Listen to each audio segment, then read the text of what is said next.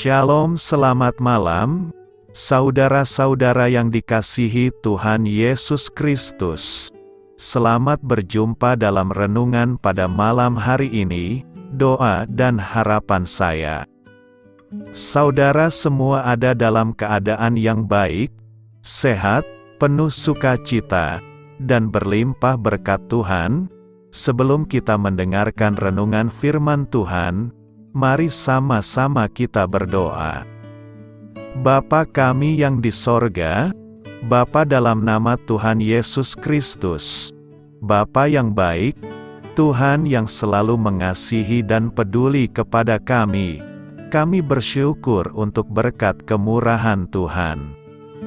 Penyertaan-Mu dari pagi hingga malam hari ini, oleh karena pertolongan Tuhan, karena tuntunan dan hikmat-Mu saja, maka kami dapat melakukan segala tugas aktivitas kami. Pada saat ini kami mau mendengarkan sabda firman-Mu, urapi kami Tuhan, agar kami mengerti dan taat melakukan kehendak-Mu. Dalam nama Tuhan Yesus, kami berdoa. Haleluya, amin. Sahabat suara kasih, ayat pembacaan Alkitab kita hari ini terambil dari Ulangan 29 ayat yang ke-24 sampai 29.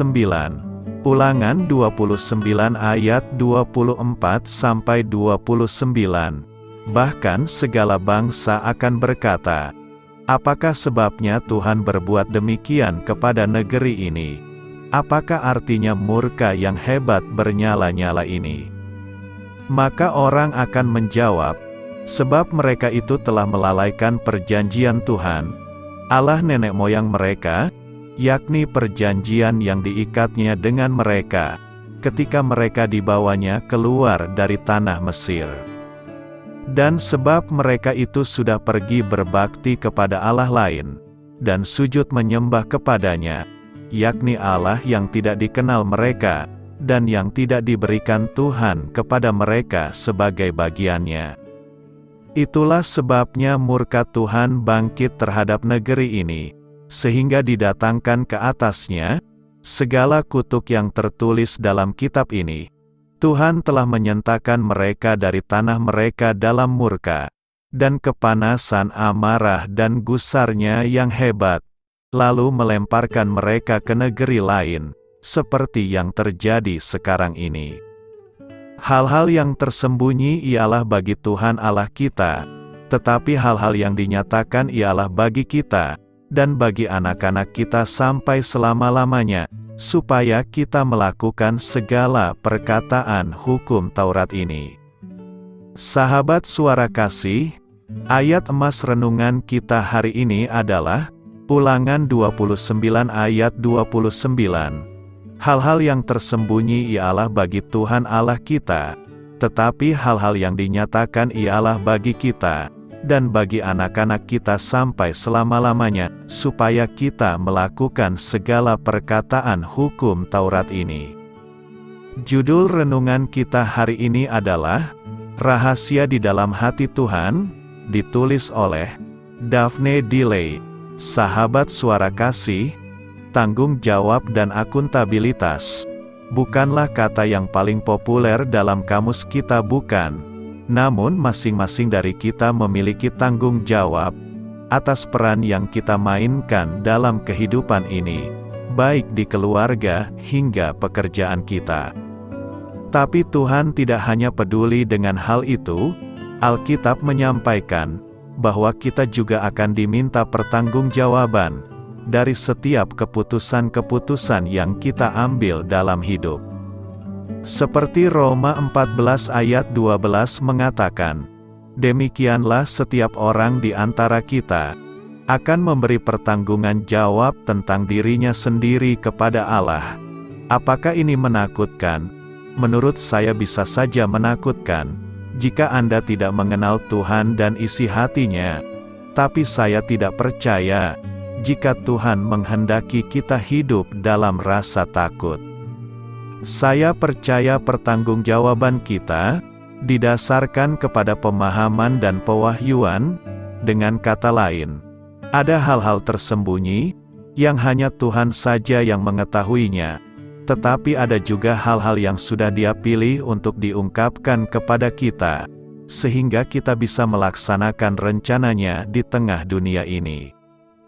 Dan semakin kita mengerti, semakin banyak hal-hal tersembunyi yang terungkap, semakin banyak yang bisa kita capai dan lindungi. Dunia ini penuh dengan orang-orang yang tidak mengenal isi hati dan kehendak Tuhan. Hal ini menjadi alasan kenapa dunia dipenuhi dengan banyak sekali kekacauan, kehancuran, kebingungan dan kejahatan. Di mana ketidaktahuan berkuasa, maka si musuh pun akan semakin leluasa. Kata ketidaktahuan memiliki dua makna dasar. Salah satunya diartikan sebagai kurangnya pengetahuan, sindiran lainnya adalah mengabaikan sesuatu. Misalnya, saya tidak tahu bagaimana cara memperbaiki mobil yang rusak, tetapi saya juga memilih untuk mengabaikan kemungkinan untuk mempelajari caranya. Saya tidak tertarik menguasai pengetahuan teknis itu. Dan meskipun pilihan saya untuk tetap mengabaikan mobil tampaknya bukan masalah, namun prinsip yang sama tidak bisa diterapkan untuk hal-hal rohani. Ketidaktahuan bukanlah kebahagiaan. Ketidaktahuan dalam hal rohani itu sangat berbahaya. Seperti 2 Korintus 2 ayat 11 mengatakan, supaya iblis jangan beroleh keuntungan atas kita, sebab kita tahu apa maksudnya.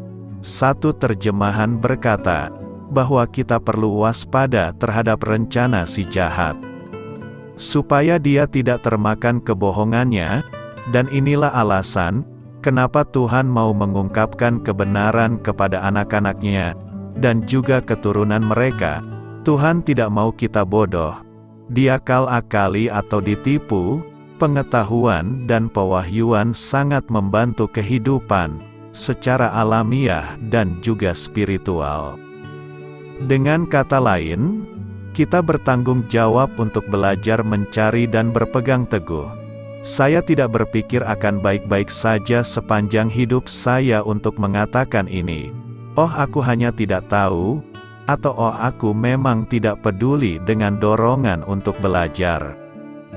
Jangan salah paham, Tuhan itu penyayang dan penuh kasih karunia. Tetapi ada alasan kenapa Dia ingin mengungkapkan sesuatu kepada kita. Seluruh generasi bisa diubah dengan satu dan lain cara, melalui pengetahuan kita, dan melalui apa yang kita lakukan dengan pengetahuan itu. Sahabat Suara Kasih, bisakah Anda membayangkan bagaimana perasaan Tuhan saat Dia melihat anak-anaknya terluka, tersesat dan bingung, saat Dia memberikan pertolongan melalui firman-Nya?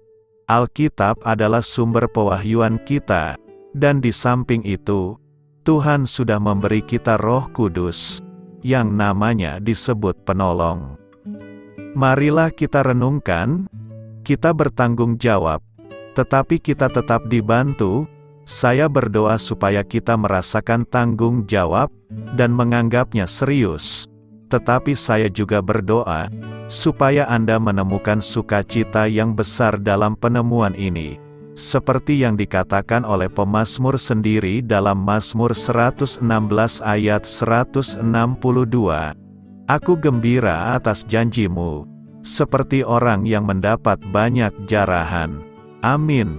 Tuhan Yesus memberkati. Saudara yang terkasih, demikianlah renungan kita pada malam hari ini. Semoga menjadi berkat dan kebaikan bagi kita semuanya. Dan untuk menutup renungan kita pada malam hari ini, marilah kita berdoa. Bapa kami yang di sorga, Bapa, di dalam nama Tuhan Yesus Kristus, kami bersyukur Bapa, karena Engkau memberikan begitu banyak berkat di dalam hidup kami. Ajarlah kami Bapa, untuk selalu mengucap syukur kepada-Mu setiap hari. Terima kasih juga Bapa, untuk pertolongan, penyertaan, dan juga atas berkat-Mu. Kami berbahagia dan bersyukur Bapa, atas kebaikan Tuhan di dalam hidup kami. Terima kasih untuk penyertaan-Mu Bapa, di sepanjang hari yang telah kami lewati. Hingga pada malam hari ini, kami boleh bersyukur lagi di hadapan-Mu Bapa, melalui doa dan renungan malam hari ini. Terima kasih untuk firman-Mu pada hari ini Tuhan. Kami mau belajar dan terus belajar tentang firman-Mu. Firman-Mu yang menguatkan dan meneguhkan iman percaya kami. Firman-Mu yang mengubahkan kehidupan kami. Kami mau melakukan firman-Mu Bapa, di sepanjang kehidupan kami, agar kami menjadi kuat, berjalan bersama dengan Engkau. Terima kasih Bapa, untuk nafas kehidupan yang masih Engkau berikan.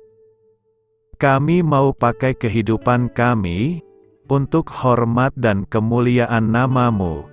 Kiranya Engkau selalu memberkati hidup kami, keluarga kami, sanak saudara kami, daerah tempat tinggal kami, bangsa dan negara kami, pemerintah-pemerintah kami.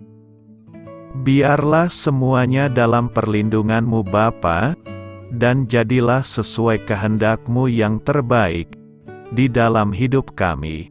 Bapa, hamba berdoa untuk saudara-saudara kami, yang sudah mendengarkan renungan pada malam hari ini. Biarlah yang saat ini sedang mengalami sakit penyakit, pergumulan masalah, kebutuhan ekonomi, kiranya Engkau jamah, sembuhkan dan pulihkan kehidupan mereka. Berkati perekonomian mereka, serta berikan jalan keluar, di setiap masalah kehidupan yang sedang mereka hadapi. Ajarlah kami juga Bapa, untuk selalu berharap dan percaya kepada Tuhan Yesus. Pada malam hari ini Bapa, kami akan beristirahat dalam tidur kami. Kiranya Engkau sertai dan lindungi kami di sepanjang malam ini, sehingga kami boleh bangun besok pagi, dengan tubuh yang sehat, kuat, serta diberkati Tuhan. Terima kasih Bapa. Inilah yang menjadi doa dan permohonan kami. Dalam nama Tuhan Yesus, kami berdoa. Amin.